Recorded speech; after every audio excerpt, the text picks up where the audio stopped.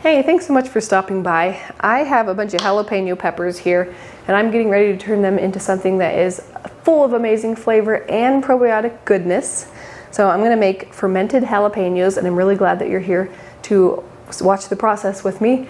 And I just think this is so fun because it adds such a great pop of flavor to meals, as well as all those great fermented probiotic benefits. These could not be any easier to make. All you really need is your peppers, some salt, and your jars.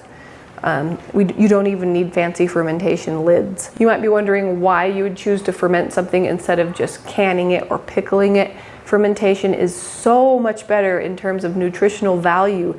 You get friendly probiotic bacteria that can really help enhance digestion. The nutrients are more available to your body, and it's just such a great way. It's actually easier than canning as well. So here's what you need. You need your fresh, preferably organic jalapeno peppers. You need some jars. I'm using some pint mason jars. You just need lids. Basic metal canning lids work great. And then if you have them, you can use fermentation weights. If you don't, you can thoroughly clean a rock and put it inside a plastic bag and use that. But it is good to have something to keep them submerged. And then you're also going to need some salt. I like using nice mineral salt, either sea salt, or I have this pink Himalayan salt. I need to buy some more Baja Gold sea salt, but that's my favorite, but this will work too. So I'm gonna start by prepping these. You do wanna make sure that everything is nice and clean when you're fermentation, so all of your equipment, your food, all washed and everything. You don't have to go so far as to do like bleach solutions or anything, just washed well in soapy hot water is good. You can do these whole, but you do need a larger jar to do that, and I prefer slicing them. So I'm just going to cut off the stem end and then slice these into rings. So you have some options here. If you wear contact lenses, I do recommend wearing gloves for this. Either way, just make sure you do not rub your eyes during this process. And then, depending on how spicy you like these, you can either remove the seeds or you can keep the seeds in. I'm going to go ahead and keep the seeds in. Fermentation is really nice because it makes the spiciness a little bit more on the mild side, but it's still there, and then just enhances the flavor so nicely.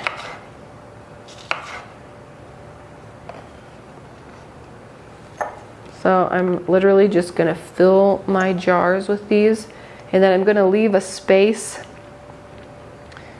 about 1.5 to 2 inches at the top. This is absolutely one of the easiest ferments that there is, and it's really fun to add these to tacos, burritos, salads. You can add them into soups. After the soup is done cooking, when you serve it, there's a lot of different themed soups that are really delicious to have these added as a topping. You can have them with nachos, really any type of Mexican style food. They just add such a great pop of flavor and zing to anything that you add them to. And when I was doing some research about these, I saw that they're actually very high in vitamin C too.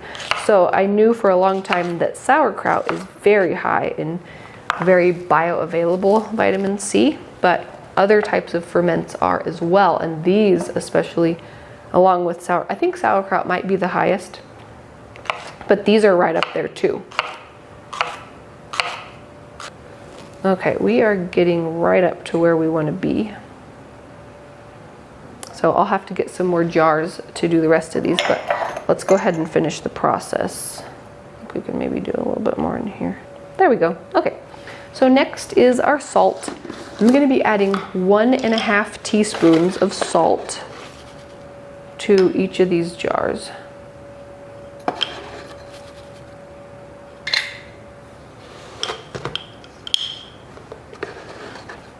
Now you can heat the water, dissolve the salt, and make a brine that way. But I find that it works just fine to just add your vegetables, add your salt, add your water, and it's easier that way. So next you want to have filtered or spring water, and you want to make sure that these are completely submerged.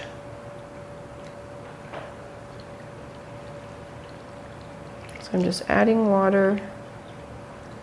And then you'll notice that they do really want to float to the top. So that's where using a fermentation weight comes in very handy.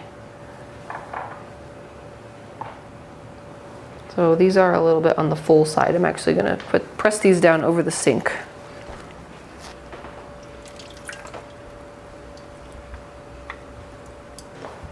So I gave it a good press.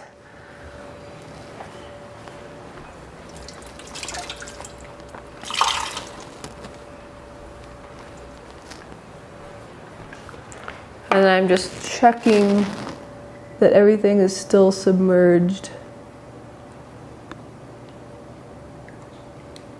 There we go. Okay. All right, so then you can add our lids. Now, you can use fermentation lids if you want to. If you have some that you already own and you're happy with them, that's totally fine. But if you don't have any, don't worry. You don't need fermentation lids for this recipe. I own a bunch of fermentation lids and I actually don't use them. The only equipment I use for fermenting is these metal canning ring lids, my glass jars, and my glass fermentation weights. So I really like these metal lids for fermenting because they have the little thing that clicks up and down, and you can pay attention. You put the lids on nice and tight, and then you can pay attention when enough pressure has built. Then you know that when the lid can't click up and down anymore, you know that much pressure has built. So if you have a jar and you've kept 1.5 to 2 inches of headspace, which I did not do here, then usually when the jar becomes that tight with 1.5 to 2 inches of headspace of airspace, then it's done fermenting. When it's this full, we're probably going to need to let out some air once or twice in the fermentation process. At that point, we can take one out and taste it, see if we like it, and then tighten it back up, put it back on the counter. These are usually finished fermenting at around 3 to 5 days. If your room is especially cool, it may take more like 7 days. The warmer the room temperature, the faster it will ferment, but you can just keep an eye on it. You can taste them if you want to. When you like the taste, then you can move them to the fridge. If you did fill your jar very full like I did, then you may want to put it in the jar into the refrigerator, let it cool down before opening the lid and tasting them. Otherwise, if it's super full and you bring it out and it's very bubbly, it can kind of overflow on you. So these like to stay out of direct sunlight while they're fermenting, and just keep an eye on them. Make sure that they're staying submerged during the fermentation process. Starting with enough liquid and using that weight helps that happen. And then once they are finished fermenting on the counter and they're ready to go to the fridge, they will last in the fridge for a long time. Usually many months. I've seen them still good after a year. So they last for a long time in the fridge. And then at that point, once they're ready to be in the fridge for longer cold storage, then you can enjoy them. You can have them on tacos, burritos, nachos, topping for soups, burgers, so many different things. You can add them to salads and eggs as well. They're just delicious in so many different ways. You can also include them in sandwiches. I hope that you enjoy trying these, and let me know how they turn out. You can tag me on Instagram. My Instagram name is down in the description box, but that's really fun. So you can take a picture of yours and I can see how they turned out and let me know how you like them. I have lots of other fermentation videos on my channel, how to make all kinds of different fermented vegetables and so many different things. So make sure to check those out. I also have a bunch of goodies down in the description box. I have some free ebooks and a bunch of other things that I've made for you down there. If you like this video, it would mean a lot to me if you could give it a thumbs up. That really helps my channel. And if you enjoy these types of videos about how to make from scratch goodness in your kitchen that really benefits your well-being, then be sure to stick around for more videos like this. Thank you so much for watching, and I will see you next time. Bye.